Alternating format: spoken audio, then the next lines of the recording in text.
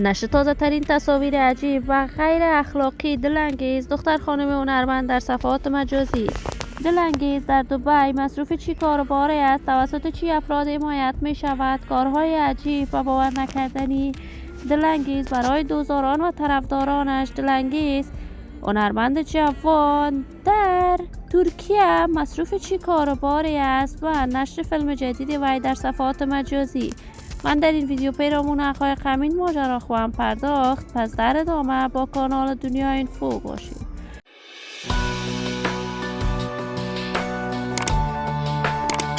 شما را خوش آمدید میگم به یکی دیگر از ویدیوهای جذاب و دیدنی این کانال. اگر دوست عضو کانال دنیا اینفو باشید، پس برای حمایت بیشتر از این کانال علامت سابسکرایب را فشار دهید تا ویدیوهای دیگر کانال دنیا اینفو را از دست ندهید. دلانگیز دختر خانم هنرمند شیره جوان شناخته شده مطرح و محبوب در میان رسانه‌های افغانستان است. علاقه‌مندان و دوزاران خاص خودش را دارد. دلانگیز ازبک می باشد. وی کارهای هنر موسیقیش را با همسرش یک جا آغاز کرد و در مدت خیلی کوتاه شهرت و محبوبیت خوبی کسب کرد. وی بعد از آن که محبوب شد از همسرش جدا شد و راه هنر موسیقیش را جداگانه به پیش میبرد.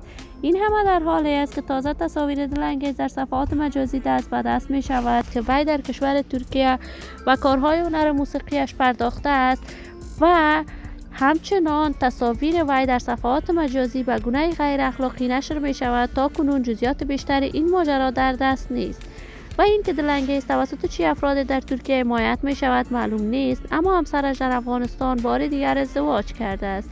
دلانگیز با دخترانش در کشور ترکیه است و تا کنون چندین عمل جراحی زیبایی اندام و صورت را انجام داده است و می خواهد کاملا شکل و شمایلش را مانند آریانا سعید کند. ولی هر انسان خودش میداند و زندگیش. من آرزوی موفقیت، کامیابی و سعادت برای این دختر خانم هنرمند با جمعی جوانان کشور از بارگاه عزت الله هزار تمنا دارم. عزیزان و همراهان ارجمند کانال دنیا اینفو، شما را خوش آمدید میگم به یکی دیگر از ویدیوهای جذاب و دیدنی این کانال. اگر دوست کانال دنیا اینفو باشید، پس برای حمایت بیشتر از این کانال علامت سابسکرایب را فشار دهید تا ویدیوهای دیگر کانال دنیا اینفو را از دست ندهید. تا درود دیگر، بدرود.